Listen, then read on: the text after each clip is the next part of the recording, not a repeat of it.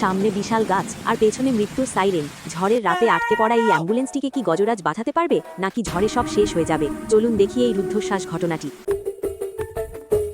আমাদের এই সুন্দর গ্রাম শ্যামলপুর। সবুজে ঘেরা এই গ্রামের সবার প্রিয় বন্ধু হলো আমাদের শক্তিশালী হাতি গজরাজ। সকালবেলা ফসলের মাঝে কাজ করাই তার প্রতিদিনের রুটিন। কিন্তু প্রকৃতির রূপ সবসময় এক থাকে না। হঠাৎ বিকেলের সুন্দর আকাশ কালো মেঘে ঢেকে গেল। পাখিরা ভয়ে বাসায় ফিরতে শুরু করলো। মুহূর্তের মধ্যেই শুরু হলো প্রলয়ঙ্করী ঝড়। বাতাসের শব্দে যেন আকাশ ভেঙে পড়ার উপক্রম। ঝড়ের তাণ্ডবে গ্রামের প্রাচীন ওই বিশাল বটগাছটি আর দাঁড়িয়ে থাকতে পারল না। বিকট শব্দে সেটি আছড়ে পড়ল গ্রামের প্রধান রাস্তার উপর। রাস্তাটি পুরোপুরি বন্ধ হয়ে গেল। ঠিক সেই সময়ই সাইরেন বাজিয়ে ছুটে আসছিল একটি অ্যাম্বুলেন্স। ভেতরে মৃত্যুর সাথে পাঞ্জা লড়ছে এক রোগী। কিন্তু হাই, রাস্তার মাঝখানে ওটা কি? বিশাল গাছ! ড্রাইভার ব্রেক কষে থমকে গেল। সে দিশেহারা হয়ে হর্ন বাজাতে লাগলো। কিন্তু ওই সাইরেনের শব্দ পৌঁছালো গজরাজের কানে। সে বুঝল আজ তাকে বিশ্রাম নিলে চলবে না। মুষলধারে বৃষ্টির মধ্যেই সে ঘর থেকে বেরিয়ে পড়ল।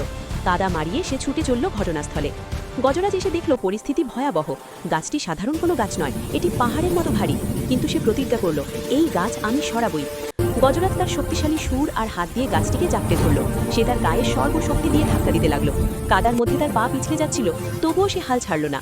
এক বিশাল হুঙ্কার দিয়ে সে গাছটিকে মাটি থেকে আলগা করে ফেলল। অবশেষে গজরাজের অদম্য শক্তির কাছে হার মানল ওই বিশাল গাছ। রাস্তা পরিষ্কার হতেই অ্যাম্বুলেন্সটি ঝড়ের বেগে হাসপাতালের দিকে ছুটে গেল। পরদিন সকালে ঝড় থামল, সূর্য উঠল। গ্রামবাসী যখন জানতে পারল গতরাতে গজরাজ কি করেছে, সবাই তাকে ধন্য ধন্য করতে লাগলো। সত্যি, বিপদের সময় নিজের শক্তির বড়াই না করে সেটা দিয়ে অন্যের জীবন বাঁচানোই হলো সত্যিকারের বীরের কাজ। আমাদের হিরো গজরাজকে ভালোবেসে থাকলে একটি লাইক দিয়ে আমাদের সাথেই থাকুন।